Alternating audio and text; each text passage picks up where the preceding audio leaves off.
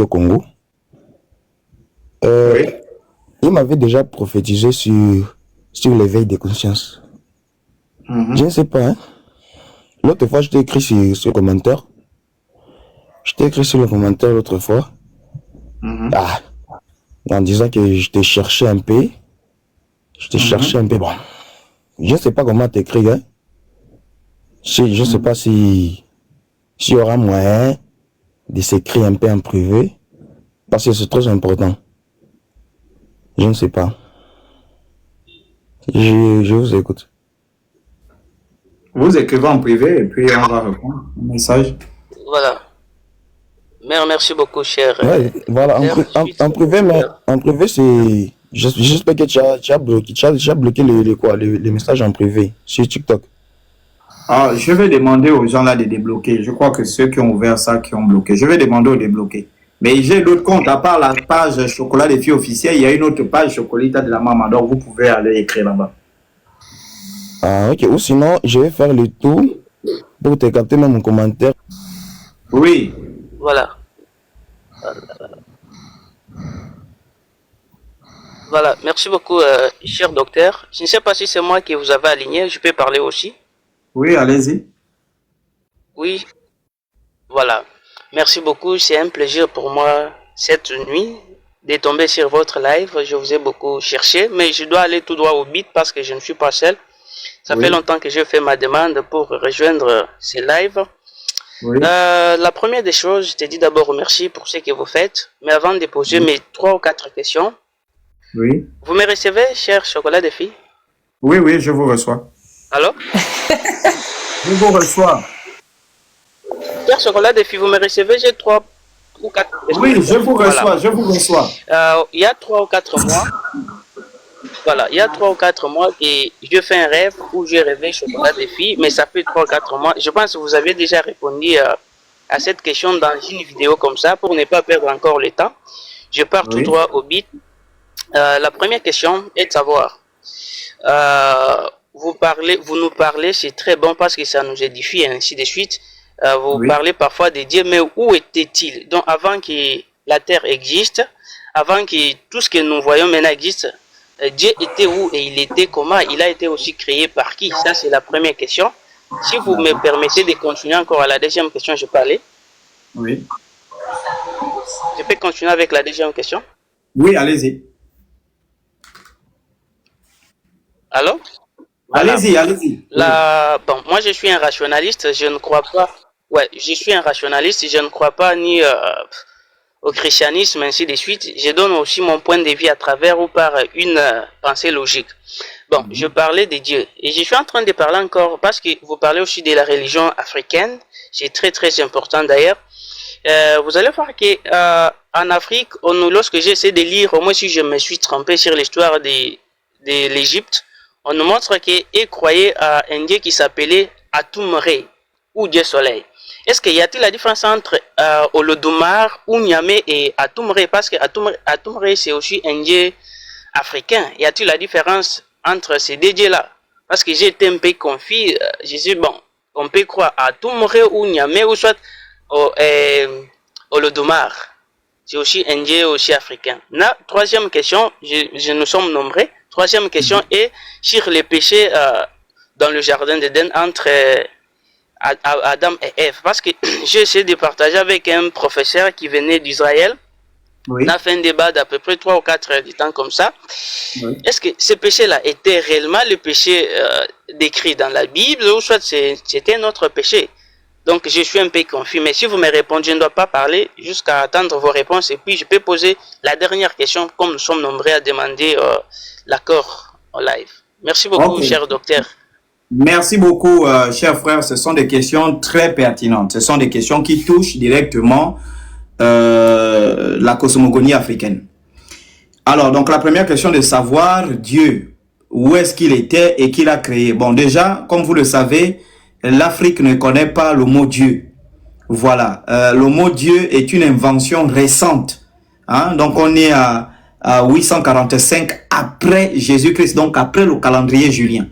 Et donc, l'Afrique, elle est plus antérieure à 845. Donc, le mot Dieu qui est né de Zeus, Hein? C'est d'abord Zeus, ensuite Dios, ensuite Dieu, ensuite De, et qui est devenu plus tardivement en France Dieu.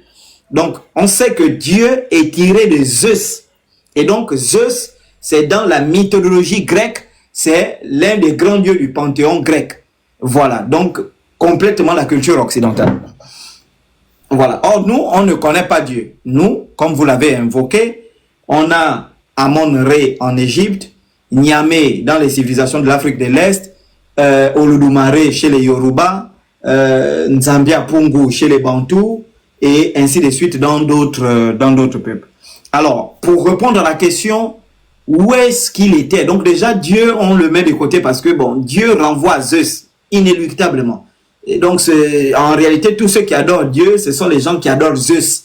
Voilà, qui est l'un des plus grands dieux du panthéon grec. Et comme la civilisation occidentale s'assoit sur la culture grecque, romano-grecque, et c'est bel et bien normal que tous les occidentaux adorent les dieux romano-grecs. Et puisqu'ils ont imposé cette culture à tout le monde entier, bon, tout le monde entier se retrouve à adorer Zeus. Mais nous, on n'adore pas Zeus, déjà, on n'adore pas nos dieux. On ne les adore pas. On les vénère, on fait des sacrifices, c'était ça. Maintenant, cette première question, je la balaie. Dieu n'existe pas dans notre civilisation, mais il existe des êtres suprêmes. Là, maintenant, vous pouvez rebondir pour dire, bon, ces êtres suprêmes, qui les a créés? Et là, on va rentrer pleinement dans notre cosmogonie. Donc, ça, c'est deux. Un. Deuxièmement, la question de savoir, y a-t-il une différence entre le Dieu que les Égyptiens adoraient, le Dieu que les Yoruba adoraient, le Dieu que les Bantous adoraient? Mais là, vous vous posez de très bonnes questions, parce que ça renvoie à quoi? Ça renvoie à ce qu'on appelle, chez les Juifs, ils appellent les Elohim, les dieux. Est-ce qu'il y a un Dieu unique, ou il y a, comment est-ce qu'on appelle, un être créateur, et en dessous de lui, il y a d'autres sous-créatures qu'il a donné la gouvernance en fonction de ça. Et là, ça nous renvoie encore dans des profondeurs de la cosmogonie. Et d'ailleurs, je suis beaucoup en train de faire des recherches approfondies sur la question, en train de faire la comparaison entre cosmogonie africaine, cosmogonie babylonienne et cosmogonie mésopotamienne, cosmogonie égyptienne et cosmogonie saharienne, pour voir les points de convergence, les points de divergence. Déjà, j'ai trouvé un grand point de convergence entre cosmogonie Yoruba et la cosmogonie mésopotamienne. Alors, pourquoi? Je vous explique. Dans la cosmogonie mésopotamienne, améliorée par la cosmogonie babylonienne, l'être humain a été créé par des dieux qui seraient venus des autres univers à la recherche d'un métal qu'on appelle l'or. Et donc, l'or étant un métal qui permettait à leur atmosphère, dans leur univers, de survivre, ils se sont lancés à la recherche de ce métal-là. Et d'ailleurs, ça explique pourquoi les grandes civilisations antiques, telles que l'Égypte, les civilisations Inca, les civilisations Maya, avaient des grandes réserves en or. Parce que j'ai découvert ça en partant de l'hypothèse, pourquoi les grandes civilisations africaines conservaient de l'or. Et donc, en faisant des recherches sur ça, je me suis rendu compte que il y a un parallélisme entre cosmogonie Yoruba et cosmogonie babylonienne. Les Babyloniens expliquent que les civilisations antiques, les civilisations lointaines seraient venues sur Terre pour exploiter l'or, parce qu'ils avaient besoin de cet or-là pour stabiliser leur atmosphère. Et ayant constaté la pénibilité de certains dieux à pouvoir exploiter le fer, puisqu'ils s'étaient rebellés, ils ont décidé de tuer un dieu, ils ont pris son sang, qu'ils ont mélangé avec de l'argile retrouvée aux quatre coins de la planète Terre, et ils ont donné naissance, grâce à des manipulations génétiques, ils ont donné naissance à l'être humain. Et c'est cet être humain-là qu'ils ont placé pour pouvoir exploiter l'or à leur place. Et quand je fais le parallélisme avec la cosmogonie des Yoruba, je découvre que les Yoruba, Oludumare, c'est un dieu qui vient des étoiles. Et là, il y a une coïncidence entre ce dieu qui vient des étoiles et qui vient créer l'homme à partir de l'argile, et les dieux qui viennent dans la cosmogonie mésopotamienne et babylonienne venir exploiter l'or et créer l'humain.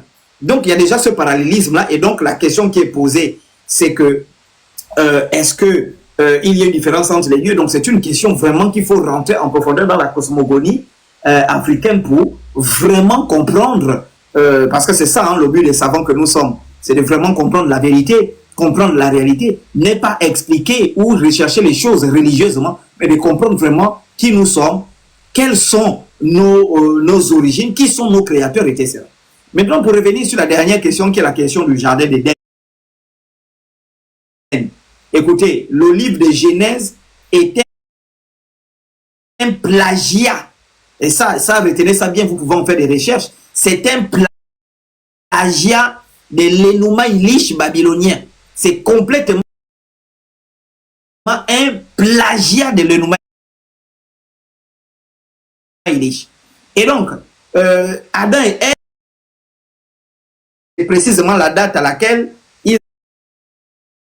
Israël sort de la captivité en Babylone pour revenir à la terre de Jérusalem. Et à partir de là, on a un savant juif qu'on appelle Esdras, qui est considéré comme le deuxième Moïse du peuple juif, qui va décider de réécrire l'histoire d'Israël. Mais en se basant sur quoi? Sur le Talmud de Babylone. Or, le Talmud de Babylone, il est recopié des éléments de plagiat dans les civilisations qui vont côtoyer pour créer leur propre cosmogonie.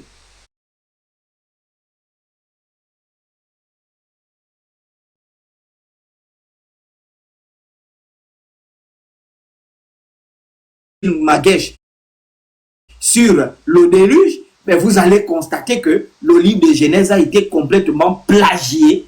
Comment est-ce qu'on appelle ça? De toutes ces épopées et ces cosmogonies-là. Bon, maintenant, dans une vision un peu plus mystique, c'est-à-dire kabbalistique, quand on rentre un peu dans la Kabbale, bon, la question d'Adam et Ève, vous savez que Adam, symboliquement, et Ève, la première femme d'Adam, c'était Lilith. Et que vous pouvez retrouver qu'ils ont effacé le nom dans la Bible Louis II, mais ce nom est resté dans la Bible d'Arbi. Voilà, sauf s'ils ont encore effacé, mais la version d'Arbi, qui est la version la plus proche des copies grecques, Ésaïe 34, à partir du verset 14, on parle d'une Lilith, voilà, qui va aller à la fin des temps s'installer dans le désert avec tous les chacals du désert. Et donc Lilith,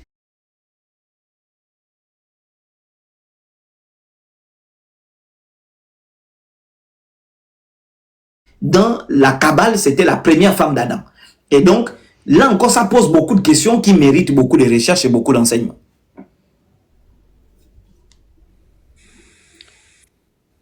Voilà, merci beaucoup. Je peux parler si vous avez fini, cher docteur? Oui, allez-y, Si vous avez fini, je peux parler. Allez-y. Voilà, merci beaucoup pour ces explications trop claires, pour ne pas encore reprendre du temps. Mais avant de poser la dernière question pour quitter, et si vous me permettez de vous écrire une inbox, parce que j'ai beaucoup de choses, je ne suis pas seul ici à avoir l'accès au live. Bon, la dernière question est la suivante.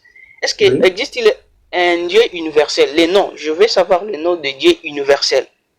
Parce que au-dessus de tout, il y a un Dieu universel. On peut avoir les noms là, les noms de Dieu universel, que l'on peut citer, mais... Je ne sais pas si vous avez suivi, je ne sais pas si vous avez suivi, Dieu c'est Zeus, donc Dieu ne m'appartient pas à moi. Ouais. Dieu c'est la civilisation grecque, parce que le mot Dieu est tiré de Zeus. Je crois qu'on est d'accord. Tous ceux qui croient en Dieu, ce sont les gens qui croient en Dieu.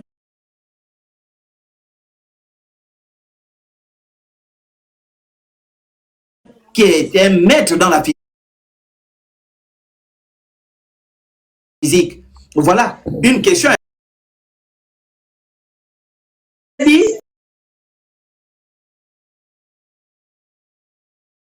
Pour tous ceux qui s'intéressent à la science et qui font la science sérieusement, pas dans nos civilisations, mais il y a un esprit. Je vous le dis pourquoi. Parce que vous aurez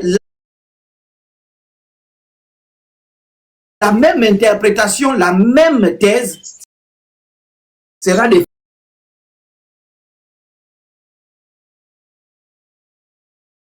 à l'origine des lois qui existent. Mais il n'y a pas un Dieu universel parce que le Dieu, c'est Zeus. Zeus ne peut pas être universel. Voilà. Merci beaucoup, cher docteur. Mais j'ai beaucoup de questions, mais je peux quitter pour laisser aussi la place aux autres. Moi, si vous me permettez de vous écrire une inbox. Non, écrivez-moi en inbox. Allez-y sur l'autre page parce que je pense qu'ils m'ont dit que ici, la page là, les messages sont bloqués. Donc, vous partez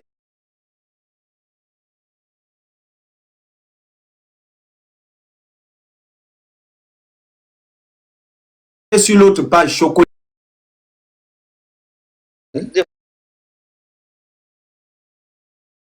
Fois, c'était au mois de entre juin et juillet, voulais-je dire. Je vous ai rêvé deux fois. C'était dans un débat comme ça, n'est-ce pas? C'était pas comme si on faisait un débat contradictoire. C'est comme si tu donnais un enseignement. Oui.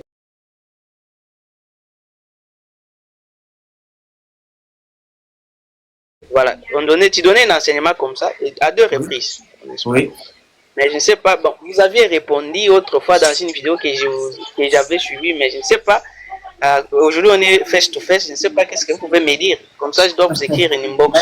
Mais c'est l'accomplissement de ce que vous avez vu. Hein? C'est l'accomplissement de ce que vous avez vu. Et c'est la preuve, comme je vous ai dit, que la monnaie double a été acceptée dans la conscience universelle, ce qui fait que cette tête double-là, en fonction de la mission que moi j'ai reçue, parce que même lorsque, vous savez, nous les Africains, notre rationalisme n'est pas le rationalisme cartésien. Nous sommes rationalistes. Mais si vous basez votre rationalisme sur le rationalisme cartésien, mais vous devez comprendre que René Descartes était roséchrétien. Parce qu'en réalité, dire que je suis cartésien, ben c'est dire que tu es roséchrétien. Et vous voyez, il y a souvent cette confusion-là que les Africains ne comprennent parfois pas. Vous allez voir un Africain dire je suis philosophe.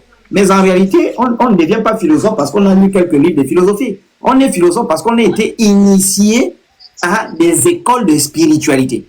Voilà. Quand tu es initié à la franc-maçonnerie, à un certain grade, tu peux avoir le titre de compagnon, le titre d'apprenti, le titre de maître, le titre de philosophe, le titre. Pareillement, quand tu es dans la rose ou croix, c'est là-bas qu'on porte le titre de philosophe. Ce sont les grades qu'on atteint. Voilà. C'est un peu comme les judéo-chrétiens, ils mettent brebis, après ils mettent esclaves, les pasteurs dans leurs églises. Il y a des esclaves, hein? Il y a les esclaves, il y a les ouvriers, et les ouvriers, après tu montes, il y a les chantres, il y a des chantres, il y a des diacres, donc ce sont des grades concrets. Et donc, lorsque vous dites vous êtes cartésien, ben, il faut reconnaître d'abord que, parce que le rationalisme vient de René Descartes, voilà, qui va mettre complètement une démarcation avec toutes les théories qui étaient fondées sur les émotions. Et donc, lorsque René Descartes s'est défini comme cartésien, ben, c'est parce qu'il a expérimenté quelque chose, le voyage astral. C'est pourquoi dans les principes de la philosophie 1641, pardon, il dit cogito ergo sum, parce que il a expérimenté la sortie astrale. Et c'est de cette sortie astrale qu'il dit que ben, je ne vois rien, je ne vois pas Dieu, je ne vois que moi. C'est en fonction de son niveau de spiritualité qu'il a expérimenté, qu'il a théorisé sur le rationalisme. Mais il y a d'autres qui ont dépassé le niveau de sortie astrale de René Descartes, qui sont allés plus loin. Parce qu'il faut comprendre que la spiritualité ne s'apprend pas, elle se découvre. Toi, tu peux découvrir quelque chose que je n'ai pas découvert. Voilà. Toi, tu peux découvrir quelque chose que moi, je n'ai pas découvert. L'autre peut découvrir quelque chose que lui n'a pas découvert. Parce que si on prend le rationalisme de René Descartes, il va s'inspirer de qui? Il s'inspire de Copernic. Il va s'inspirer de qui? Il s'inspire de Galileo di Galilée. Parce que dans cette poursuite de la rationalité, c'est d'abord Copernic dans Revolutionibus Herbium Connectium Libricis 1643 qui va expérimenter tout ce qu'on appelle le cosmos. Donc, voir la gravitation, est-ce que la Terre est au centre ou c'est le Soleil qui gravite, tout ça. Et après lui, il y a Galileo di Galilée dans le discours sur les deux grands systèmes du monde. Ensuite, René Descartes va s'asseoir sur ces deux cas-là pour écrire la dioptrique, la géométrie, les météores à partir de 1627-26 jusqu'à ce qu'il va expérimenter le bon sens et la chose du monde de la mieux partagée, discours de la méthode 1637 jusqu'à ce qu'on arrive au principe de la philosophie 1641. Donc vous voyez que tout ça, c'est une école de la rose croix d'or qu'il a dû parcourir tout ça pour arriver à ce rationalisme. Donc il faut vraiment faire attention lorsque vous définissez comme rationaliste. Être rationaliste, c'est être roséchrétien, c'est être franc-maçon pour arriver aux conclusions du rationalisme. Mais toi, en tant qu'Africain, qu'est-ce que tu es? Parce que la rationalité, c'est pas de dire la rationalité, je me base sur tous ceux qui suivent des principes scientifiques. Mais c'est quoi la science en réalité? La représentation causale et objective de la réalité qui recherche les lois auxquelles obéissent le phénomène et les transforme en théorie scientifique, en décrivant, expliquant, en comprenant et en changeant les réalités. Mais si on parle de ce principe-là, la spiritualité... Merci. Oui.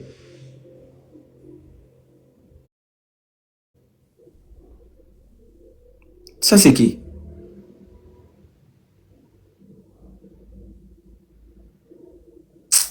Oui. Toi qui es en haut, cette folle qui est en bas là, on ne sait pas, vous venez faire quoi dans les lives? Si on est en train de te baiser au cul. Oui.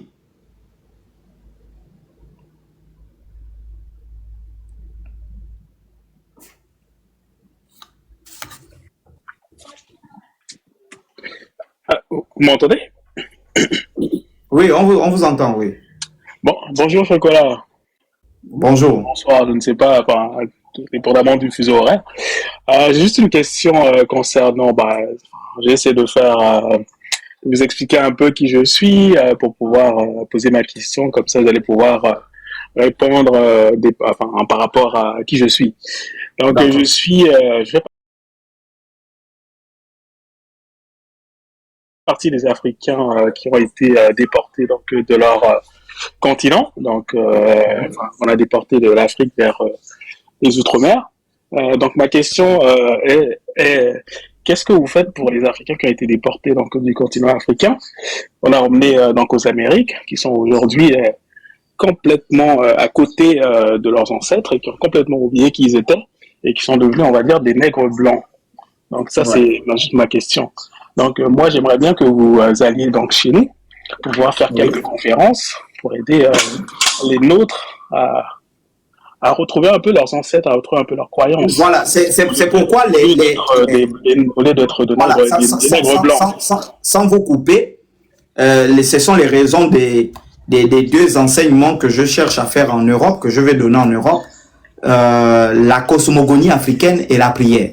Parce que ce ne sont que les deux enseignements-là qui peuvent vous amener à vous reconnecter à votre spiritualité.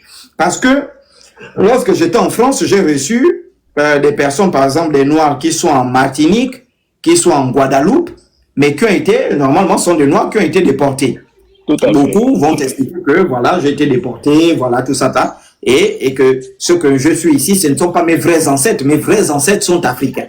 C'est justement la question. Comment les amener à rétisser des liens avec leur terre, la terre de leurs ancêtres, leur spiritualité, leur essence même. Ben, il n'y a que deux enseignements, cosmogonie et prière. Parce que ce sont ces deux choses-là qui vont permettre aux Africains de se reconnecter. En apprenant à un Africain comment on prie en Afrique, en apprenant à un Africain qu'est-ce que c'est que la cosmogonie. Par exemple, je prépare un enseignement sur la cosmogonie pour nous. Mais vous devez déjà remarquer que, par exemple, chez les Pounou, l'enfer, le paradis n'existe pas, mais il existe deux villages. Le village de la journée et le village de la nuit. Et on identifie les individus qui habitent le village de la journée et les individus qui habitent le village de la nuit. Ça, c'est la cosmogonie dans un peuple spécifique qu'on appelle les Pounou, qui sont répandus en Afrique centrale. Et donc, en expliquant cette cosmogonie aux gens, l'amour de l'Afrique va naître, la volonté de retisser les liens avec leur ancestralité ne pourra se faire que grâce à cette cosmogonie et les pratiques de la prière, parce que c'est les pratiques de la prière qui vont amener l'homme maintenant aux initiations, aux danses, aux chants, qui vont réveiller la conscience. Tout à fait. Donc moi, ce que je pense, c'est que parce que je regardais les émissions où vous étiez avec comment s'appelle Tamambo, je sais pas, je ne rappelle plus son nom, Dokira. Donc moi, ça serait bien que vous puissiez donc aller aux Outre-mer, donc en Guyane, Martinique, Guadeloupe, pour pouvoir faire des conférences, pour pouvoir dire à ces gens-là qui ne sont pas, leurs ancêtres, c'est pas des Gaulois. Parce que là, il y a plein qui pensent que leurs ancêtres, c'est des Gaulois, et ils oublient que leurs racines, c'est quand même l'Afrique. On nous a retirés de là-bas, mais l'Afrique est restée quand même en nous, et on a quand même, on a gardé des racines ou même, enfin, j'entendais, comment ça s'appelle, vous disiez les gangans, je sais plus. Et nous là-bas, le chef chez nous, on l'appelle le gaman. Donc, je pense qu'on a gardé tout ça, mais c'est juste qu'on a modifié un peu le nom pour éviter que les Blancs puissent voir c'est qui notre chef pour pouvoir le tuer. Donc, tout ça, on a gardé chez nous. Exactement. Ce serait d'aller chez nous pour essayer de nous renforcer dans notre africanité, on va dire. Parce qu'on a perdu ça. Il se pose un grave problème. Là, nous sommes en train de travailler avec mes managers. C'est un problème de sponsors. Faire des voyages, ça demande énormément de moyens. Tout à fait. Oui. Nous, on n'est pas comme des pasteurs qui escroquent, qui vraiment prennent l'argent des gens pour faire leur voyage. Nous partons d'une hypothèse. S'il y a des volontaires qui sont prêts à nous accompagner, ils nous accompagnent. Et puis, en contrepartie, on peut faire la publicité de leurs entreprises, leurs événements, tout ça. C'est un problème de moyens. Si moi j'avais les moyens, soyez sûr, des moyens qui me permettent d'aller partout dans le monde, aller enseigner, donner ces deux enseignements. Vous dites bien parce que la semaine passée, j'ai appris à une sœur guadeloupéenne à bâtir un hôtel de prière. Et elle est sur Paris et j'ai travaillé avec elle. Comment bâtir un hôtel? Elle a construit son hôtel, elle a commencé à faire ses libations, ses prières. Elle m'a dit, Chocolat, vraiment, j'étais perdu, mais je sens une paix dans mon cœur, une réconciliation, et je dois aller rebâtir un hôtel aussi en Guadeloupe pour mes ancêtres, et je dois venir au Gabon pour manger le bois sacré. Et donc, vous voyez que ce travail-là, on peut le faire en Guadeloupe, mais c'est un problème de moyens. C'est le logement, le déplacement, animer les conférences. Déjà, pour les conférences, c'est pas un problème parce que en Europe, en Guadeloupe, en Martinique, quand tu parles de conférences, les gens sont intéressés. Mais c'est juste un problème de moyens qui nous bloque. Ok. Merci beaucoup. C'était juste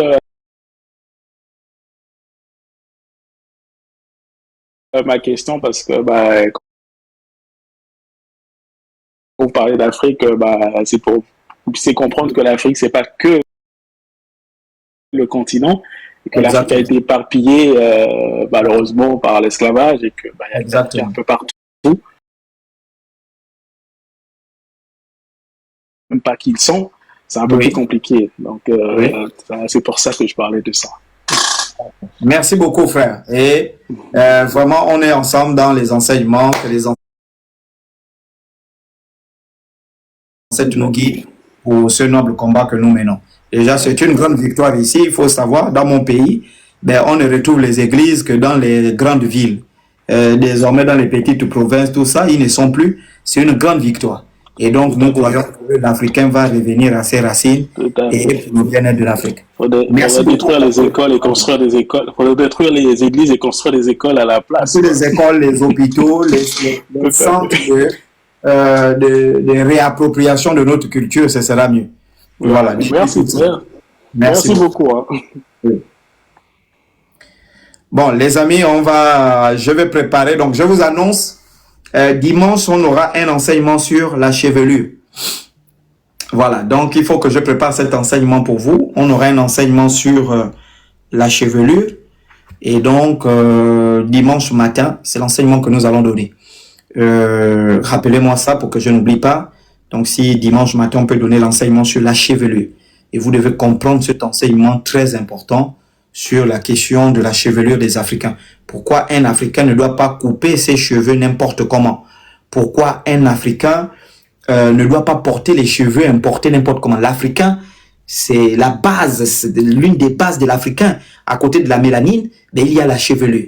Cette chevelure, ce n'est pas la chevelure au sens que tu penses. Ce sont des antennes. Ça va chauffer dimanche. Hein. Ça va chauffer. Après cet enseignement-là, tous les rêves où tu fais, on vient te couper les cheveux là. Tu mets ces rêves-là dehors. Les rêves où on vient... Moi, je vais vous montrer une photo. Dimanche, je vais vous montrer une photo où j'avais le covo. Et à chaque fois que je me rasais, c'est Jésus qui venait me raser d'abord la nuit. Donc, je faisais toujours, je ne me rasais jamais par hasard. Ça veut dire que quand je dors, je vois Jésus.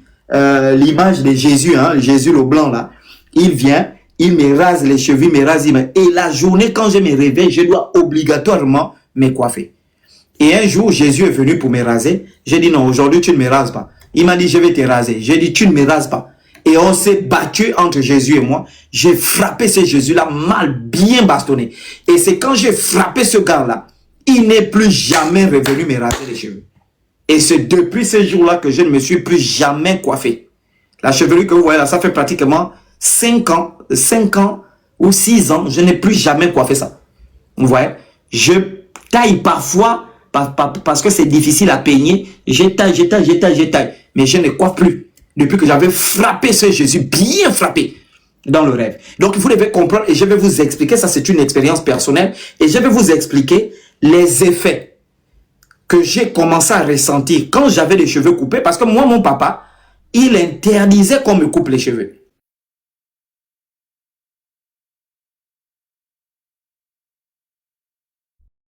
Donc il interdisait qu'on me coupe les cheveux parce que lui-même il garde la touffe.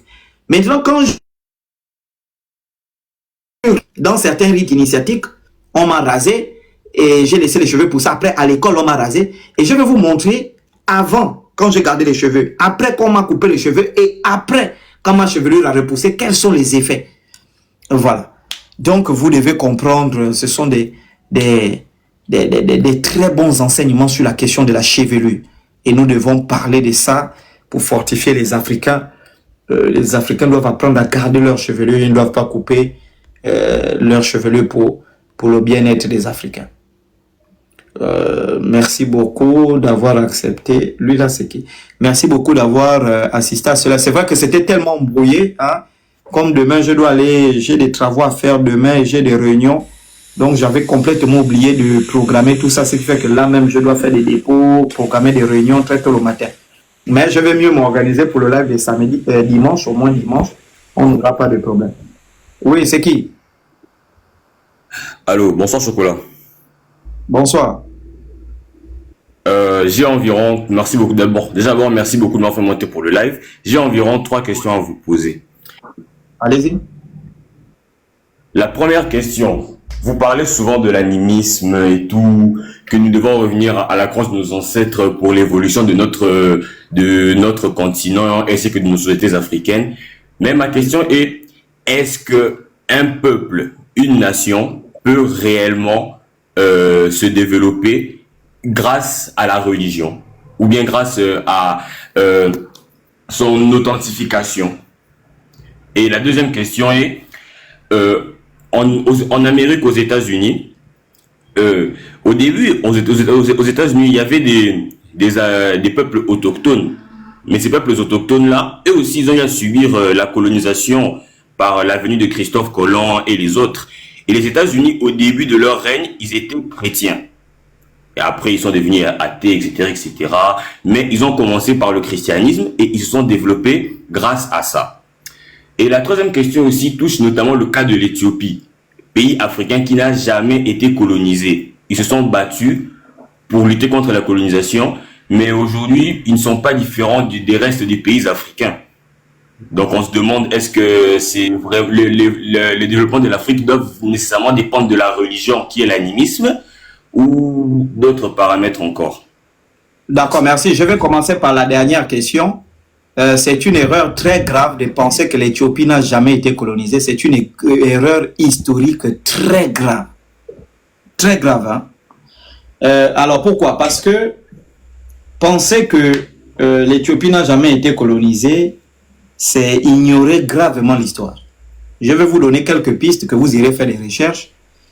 Dans l'Antiquité, précisément à partir de l'an 200-300, l'Éthiopie faisait partie des plus grands empires du monde, à côté de l'Empire romain. Voilà. Et donc, pour affaiblir l'Empire d'Éthiopie, qui faisait barrage à l'Empire romain, Constantin a eu une idée simple. Parce que Constantin, c'était un stratège militaire qui avait tout compris. Constantin avait compris que pour gagner facilement des guerres, les guerres les plus efficaces, ce sont les guerres culturelles. Si tu arrives à coloniser un peuple sur le plan culturel, tu as gagné toute la guerre. Ça, je vous dis, hein, sur le plan culturel. Je vais vous montrer quelque chose. Regardez la révolution qu'il y a eu au Népal. C'est une révolution des réseaux sociaux. C'est-à-dire le fait que le gouvernement a coupé les réseaux sociaux ça crée une révolte populaire. Parce que nous en sommes devenus tellement dépendants. Ce qui fait qu'il y a des choses que quand on injecte un peuple, le peuple ne peut plus se débarrasser. Donc, pour revenir sur la question, lorsque on est dans les années 30, le concile de Nicée a eu lieu en 325. Et qui participe à ce concile de Nicée-là? Il y a Athanase, il y a Frumentius. Frumentius, c'est le concile qui accède au trône à 12 ans. Et son conseiller, c'est-à-dire que c'est son père spirituel qui lui donne le conseil, qui l'encadre dans le royaume, c'est un disciple d'Athanase qu'on appelle Frumentius, qui va participer au concile de Nicée et qui va être nommé par Athanase d'Alexandrie comme évêque d'Éthiopie. Et donc, c'est lui qui va convertir le roi Ezana, qui est le roi d'Éthiopie, qui accède au pouvoir à 12 ans, qui va le convertir au christianisme. Et c'est quand Ezana est converti au christianisme qu'il va convertir toute l'Éthiopie au christianisme.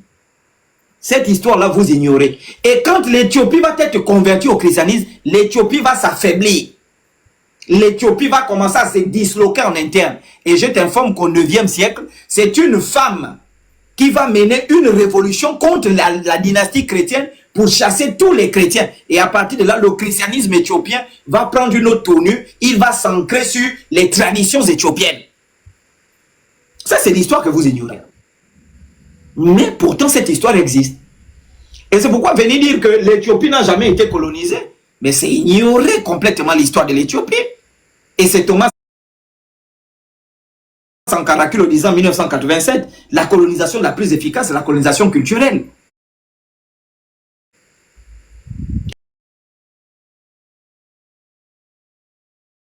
Et donc, ils ont colonisé. Parce qu'il a fallu qu'on convertisse le roi. Et le roi va convertir le peuple. Et c'est la même stratégie même que les francs-maçons ont utilisée dans tous les pays africains. Les francs-maçons ne viennent jamais convertir le peuple. Ils viennent convertir le président. Et c'est le président qui convertit son peuple. Mais il y a eu un moment où, si je me dis pas de bêtises, l'Italie a essayé de coloniser l'Éthiopie et ils se sont battus jusqu'à la mort. Attendez, je vous parle de quelque chose. On ne parle pas des guerres récentes de l'Italie, 1936, ça c'est quoi? C'est le 20e siècle. On parle de quelque chose qui remonte dans l'Antiquité. On ne parle pas de l'Italie, on parle de l'Antiquité.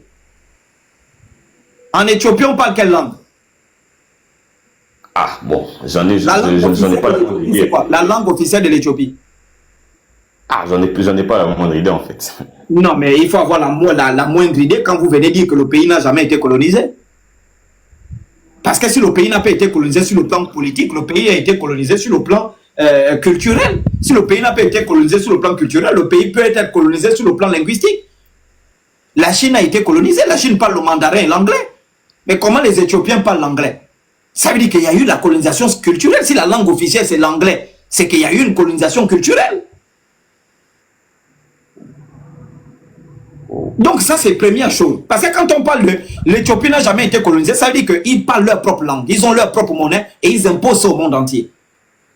Mais s'ils n'ont pas, ils ne parlent pas leur langue officielle, c'est l'anglais, ils n'utilisent pas leur propre monnaie, mais il faut savoir que c'est un pays qui a été colonisé.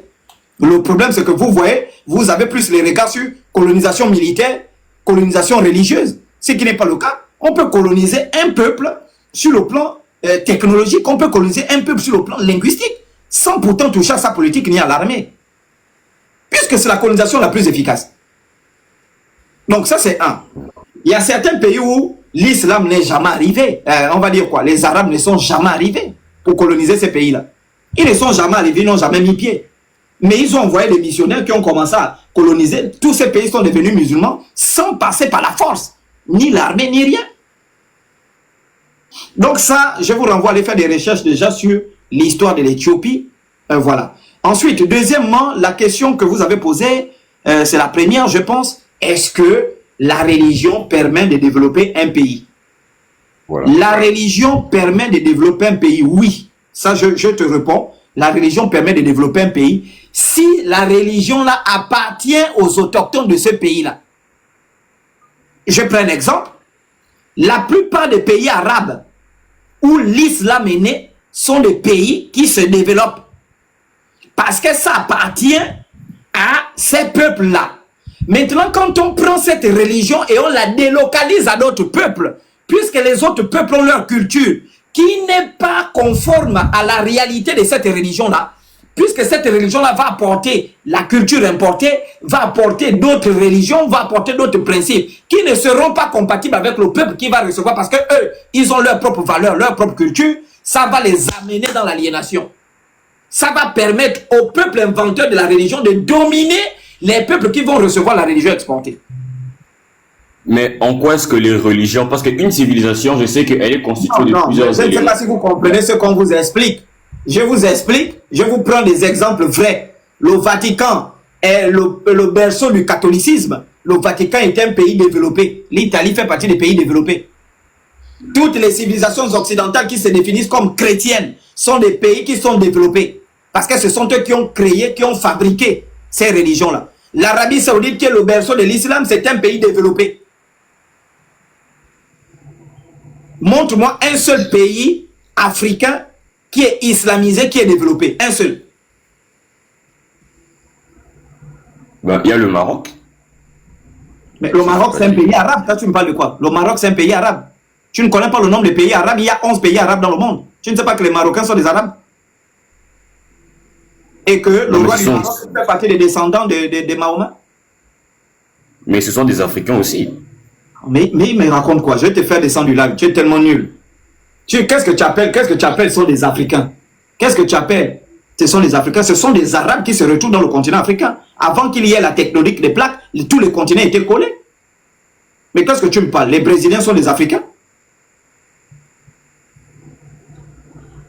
Ta conception de l'africanité, c'est quoi? C'est vivre sur le continent africain. Ben, vivre sur le continent africain et avoir des ancêtres des ancêtres africains. Non, mais les Arabes ont raison de ne pas se définir comme des Africains, ils sont des Arabes. Que immigrés en Afrique. Ils ont raison de ne pas se définir comme les Arabes. L'Africain, c'est le noir.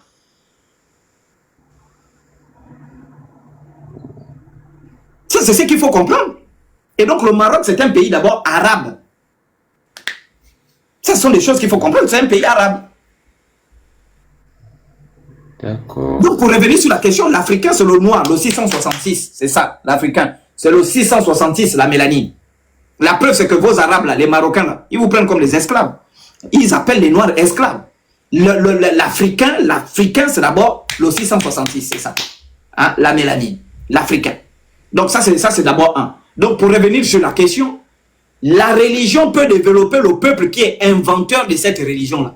Parce que la religion s'est construite sur des valeurs, sur des principes, sur des valeurs morales, des valeurs politiques, des valeurs sur des principes. Et donc, où naît une religion, elle peut développer. Le Bouiti peut développer le Gabon. Le Bouiti peut développer parce que nous sommes les fondateurs de cette religion-là. Maintenant, si on prend le Bouiti, on exporte chez un autre peuple, ben ce Bouiti-là peut détruire parce qu'il va rencontrer ce qu'on appelle des contingences. Des contingences liées à l'environnement, les contingences liées au temps, les contingences liées à toutes ces choses-là. Et ça peut poser problème. La preuve, c'est que je vous ai présenté des pays qui sont fondateurs des religions qu'ils exportent. Et ces religions-là ne participent pas au bien-être des pays qui les reçoivent. Je prends un exemple assez simple. Les vrais, c'est-à-dire que les pays arabes qui sont fondateurs de l'islam. On a 1, l'Arabie Saoudite. 2, les Émirats Arabes Unis. 3, le Qatar et autres. Ce sont des pays qui sont développés, qui sont avancés sur le plan technologique et économique parce que ces religions sont fondées sur la culture. Quand on prend toutes les civilisations qui ont donné naissance au christianisme, on prend la Rome, représentée par l'Italie aujourd'hui, et toutes les civilisations qui se sont assises, parce que tu as abordé la question de l'Amérique, j'en arrive. Tous les Américains qui sont partis en Amérique, lorsque Christophe Colomb débarque en Amérique en 1492, ben, ils trouvent bien sûr des civilisations endogènes qui avaient leur propre culture, et qui se sont heurtés aux gens au Tempal, qu'on appelle les Blancs. Mais la plupart des Blancs qui ont été déportés en Amérique, ce sont des Blancs qui ont subi des persécutions religieuses en Europe. Et la plupart, ce sont des protestants. qui étaient persécutés par l'Église catholique en Europe et qui ont immigré aux États-Unis, en Amérique. Et ça commence à partir de 1525, lorsque la guerre de religion commence avec Martin qui quitte l'Église catholique en 1517, en 1525, qu'il écrit De vere de falsa religione commentarius, qui va créer le mouvement de protestants relayé par Jean Calvin, Zwingli, Knox et autres. Et ces protestants sont pourchassés en Europe. Et on peut voir la nuit de Sainte-Barthélemy, 1572, où 3000 protestants sont massacrés. Et ça va pousser à aller en Amérique pour aller se réfugier. Donc, pour revenir sur la question, les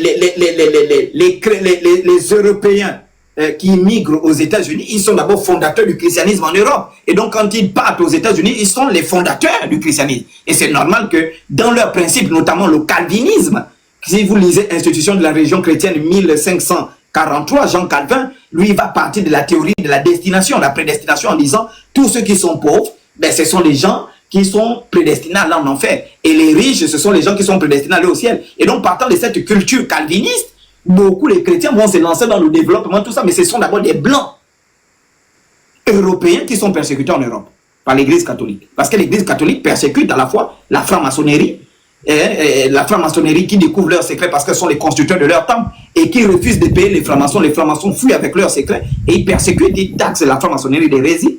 Et voilà. Et ensuite, les protestants qui découvrent également leurs secrets, leurs mensonges, qui décident de quitter l'église et ils taxent les protestants d'hérésie également et ils se mettent à persécuter ces gens-là qui immigrent, francs-maçons, rosicruciens, protestants immigrent aux États-Unis. Donc, pour répondre à la question, la religion peut participer au développement d'un peuple si le peuple est fondateur de sa religion. Mais un peuple qui reçoit une religion importée reçoit une culture qui va l'affaiblir. La dernière question, je crois, elle parlait sur la question de l'Amérique. Vous pouvez vous la récapituler, je n'ai pas bien saisi. Développement de l'Amérique au oui. Parce que oui, en Amérique, avant l'arrivée de Christophe Colomb et des autres colons espagnols et portugais, etc., il y avait des aborigènes dans le sol américain. Mais pourquoi vous les appelez les aborigènes? Pourquoi vous les appelez les aborigènes? Bon, il y avait des autochtones sur le sol de l'Amérique. Voilà, c'est un peu plus digne aujourd'hui même. C'est d'appeler quelqu'un aborigène parce que l'Occident a dit, bon, c'est nous qui avons amené la civilisation. Mais c'est grave. L'Occident n'a amené aucune civilisation. Chaque peuple a sa civilisation, a sa conception de la vie. Bon, excusez-moi le terme alors. En Amérique, il y avait un peuple autochtone en Amérique avec sa culture ainsi que ses religions. Les colons sont venus, oui. Ils ont pris possession de leurs terres et oui. Aujourd'hui, grâce à ces colons-là, les États-Unis font partie des pays les plus puissants de la planète. Non, écoutez, justement, c'est l'erreur historique la plus grave. Et c'est pourquoi vous ne comprenez pas l'animisme. L'animisme interdit aux êtres humains de surexploiter la nature à un niveau où elle ne peut plus supporter. Vous dites qu'ils sont devenus la première puissance du monde sur le plan économique. C'est pas ça. Oui, sur le plan politique. C'est pas ça. Mais cette suprématie états-unienne-là se fonde sur quoi? Tu connais combien de guerres ont fait en sorte que, combien de massacres dans le monde ont fait en sorte que toi tu puisses dire que ce pays est la première puissance? Est-ce que ce sont les lois divines? L'Amérique, quand un peuple est assis sur une richesse qu'il convoite, ce peuple devient son ennemi et il massacre ce peuple-là pour prendre la richesse. Et c'est en prenant cette richesse-là sous le sang des gens que ce peuple-là devient un peuple fort et vous les acclamez. Est-ce que c'est ça qu'ils ont trouvé lorsqu'ils ont trouvé ce que tu appelles les aborigènes? C'était des gens qui sont très développés, qui avaient compris que on ne peut pas prétendre être puissant en massacrant les autres. Et chaque peuple ayant sa propre conception du développement, le développement, c'est pas construire des immeubles. Mais sinon, aujourd'hui, on ne devait pas parler de croissance. Avec les changements climatiques qu'apporte la croissance économique et la recherche excessive du développement selon l'Occident. Et je t'informe aujourd'hui que sur la question du développement, il n'y a aucune définition consensuelle. Toutes les définitions ne sont que hypothétiques. Chacun donne le développement en fonction de son milieu géographique et de ses critères. Il n'y a pas une définition qui dit exactement que voici un pays développé. La preuve, c'est que l'Amérique que tu cites est classée 7e pays développé dans le monde. Parce que le développement tient compte du bien-être. dans la classification du développement selon le programme des Nations Unies pour le développement à partir de 1993, on a ajouté au produit intérieur brut qu'on tenait compte dans la mesure du développement, on a ajouté des indicateurs qualitatifs tels que l'IDH, le bonheur intérieur brut, etc. Et c'est pourquoi dans le classement des pays les plus développés, on va prendre la Norvège, on va prendre le Danemark, on va prendre la Suède, la Finlande, la plupart sont des pays scandinaves, parce que le développement ne repose pas sur les revenus, mais sur le bien-être. Maintenant, si le développement repose sur le bien-être, est-ce que les Indiens qui vivaient en Amérique n'avaient pas ce bien-être-là, le bonheur intérieur brut? Est-ce qu'ils n'avaient plus une certaine longévité? Si. Et l'animisme, c'est justement cette philosophie de la vie qui dit que l'être humain doit être en harmonie avec les lois de la nature sans pourtant nuire à autrui. On peut construire, aujourd'hui, moi je vous ai cité des pays, la Norvège, depuis 2001, qui est dans les classements en matière d'IDH dans le monde. Est-ce que tu as écouté un jour que la Norvège a provoqué une guerre dans tel ou tel pays? Jamais. Pourtant, ce sont des pays qu'on ne voit pas. On parle beaucoup de la France. En matière de développement, la France est classée 20e en matière de développement. L'Amérique que tu cites, il y a 340 millions d'habitants et on te dit il y a pratiquement 60%, 60 millions d'Américains qui vivent en dessous du seuil de pauvreté. 60 millions d'Américains qui vivent en dessous du seuil de pauvreté. Or, le seuil de pauvreté, selon la Banque mondiale, c'est vivre avec moins de 1 dollar par jour. Converti en francs CFA, c'est moins de 555 francs CFA. Donc, ça veut dire qu'il y a des Américains qui vivent, 40 millions à 60 millions d'Américains vivent avec moins de 500 par jour. C'est le pays le plus inégalitaire au monde.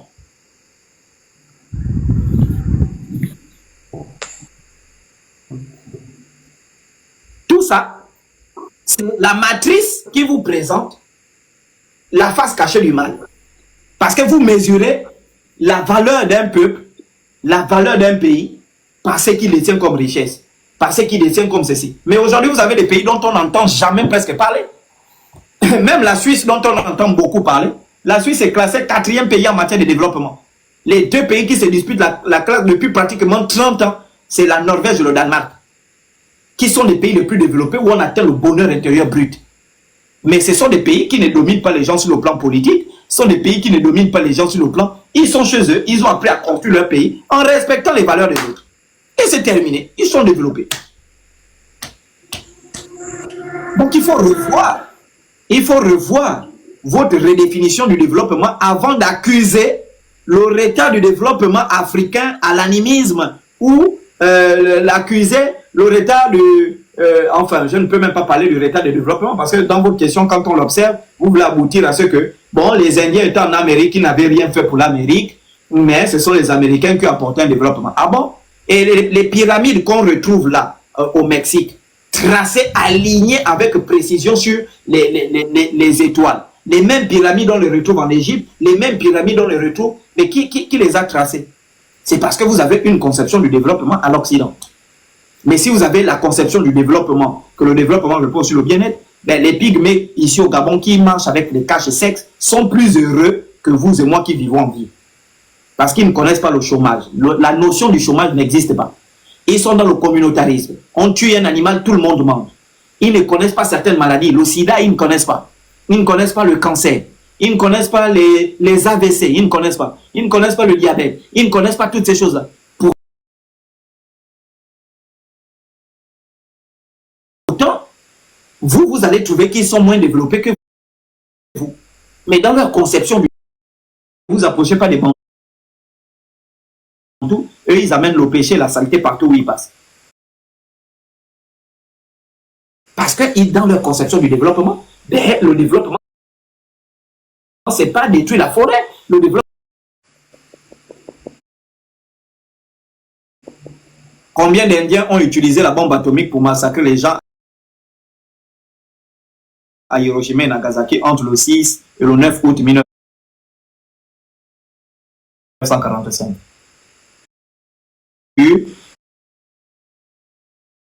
La croyance et l'expérience du monde et de la nature. Il existe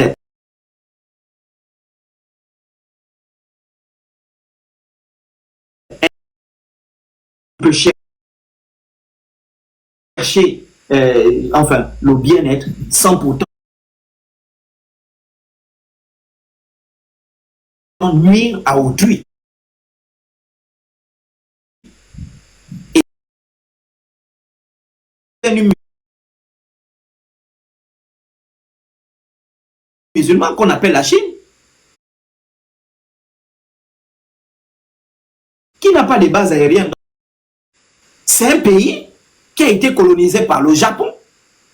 Après la colonisation japonaise, la Chine se relève en 1945. La Chine ne s'est pas dit, ben, si je suis comme ça, c'est à cause du Japon, la Chine s'est mise au travail. La Chine a rejeté tout ce qui est manipulation. La Chine s'est mise au travail. Aujourd'hui, la Chine domine le monde. Donc, c'est ça, mon frère. Est-ce qu'il y a d'autres questions? Non, non. En tout cas, tout ce que vous dites, et en tout cas, ça me pousse vraiment à réfléchir sur plusieurs concepts de la vie, en tout cas. Bien Merci sûr, beaucoup, c'est docteur. justement parce que vous ne voyagez pas. Vous voyagez en Europe, vous voyagez aux États-Unis, vous voyagez, mais là-bas, il n'y a plus la vie. Et Albert Einstein a dit, lorsqu'une civilisation atteint un haut niveau de développement technologique, il rentre dans l'autodestruction. Et ça, nos grands-parents avaient compris ça. C'est pourquoi nos grands-parents estimaient qu'il y a des niveaux de développement technologique industriel qu'il ne faut pas atteindre de peur de rentrer dans l'autodestruction. Et aujourd'hui, tu le sais comme moi que nous sommes au bord d'une 3e guerre mondiale qui sera une guerre qui va détruire l'humanité. Pourquoi? Parce qu'on atteint un certain niveau de développement par la convoitise de la politique, la convoitise de ce qu'on appelle le pseudo-développement, la convoitise de tout ce qu'on a, n'a que objectif pour se détruire les uns les autres. Ce qui n'est pas le principe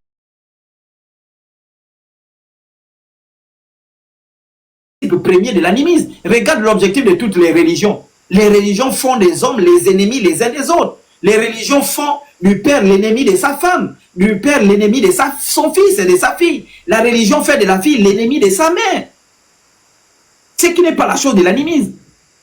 Et il y a une sourate, un hadith du Coran que j'ai apprécié, et je félicite les musulmans pour cette hadith-là, où c'est une hadith où chaque démon allait rendre compte au shaitan, des exploits qu'il a fait toute la journée. Il y a un qui est venu, il a dit, j'ai causé des accidents. Shaitan a dit, mets-toi de côté, tu n'as rien fait. L'autre est venu, il a dit, j'ai fait ça, shaitan a dit. L'autre est venu, il a dit, et j'ai divisé la famille. Shaitan a dit, viens, c'est toi le roi de tous les démons, je te nomme. Et les gens, je ne sais même pas si les musulmans comprennent en fait ce hadith-là. Mais ça veut dire que pour détruire un peuple, il faut détruire la cellule familiale. Et qu'est-ce que le capitalisme a apporté? Capitalisme développé par Adam Smith dans la recherche sur la nature et les causes de la richesse des nations 1776. Ça a apporté quoi, ce capitalisme? Mais ça a apporté la restriction de la famille. Ça a apporté la destruction de la famille. Et la religion est venue empirer cette destruction-là à travers ce qu'on appelle aujourd'hui l'esprit de sorcellerie qui est dans toutes les familles. Les familles sont anéanties. Et quand les familles sont anéanties, c'est le noyau d'une civilisation qui est anéanti. Et quand le noyau de la civilisation est anéanti, ben c'est terminé. On fait du peuple ce qu'on veut. C'est pourquoi les Arabes, en tout cas pas du moins les Arabes, mais les peuples perses, les Arabes sont indestructibles. Comme vous pouvez le voir, malgré qu'on les massacre, ils sont toujours là, malgré qu'on les massacre, parce qu'ils ont des principes fondamentaux, notamment la famille, c'est un fondement. Et donc, vous voyez que les bonnes questions qu'il faut se poser, c'est de savoir. D'accord, on a essayé avec le christianisme. Où est-ce que nous en sommes? On a essayé avec l'islam. Où est-ce que nous en sommes? Mais revenons à ce que nous étions. Lorsque nous étions animistes, je pense que toi, tu pouvais dormir dans n'importe quel village du Gabon. Quand nous étions animistes, tu ne pouvais pas avoir un problème. Tu pouvais manger dans n'importe quelle maison du Gabon. Tu ne pouvais pas avoir un problème. Parce que l'enfant était l'enfant de la communauté. L'enfant était, nous étions communautaires. Nous étions fondés sur des principes. Nous étions fondés sur des lois. L'animisme, ce n'est pas l'initiation. La plupart des initiations sont perverties parce que les gens qui initient sont pervertis. L'animisme, c'est cet équilibre que l'homme doit avoir avec la nature, avec l'humanité, avec la sacralité de la vie humaine. C'est ça l'animisme. Vous êtes Gabonais? Non, non, moi je suis Congolais de Kinshasa. D'accord. Dans l'historicité du Congo, est-ce que vous pouvez me donner le nombre de guerres que le Congo a menées contre lui-même? Les peuples du Congo-Kinshasa. Parce que tout ça là, c'est ce qu'on appelle le royaume du Congo englobait le Gabon, le royaume du Luanda, le royaume du Mona Motapa, tous ces grands royaumes. Le Gabon était une province du royaume du Congo. Mais si tu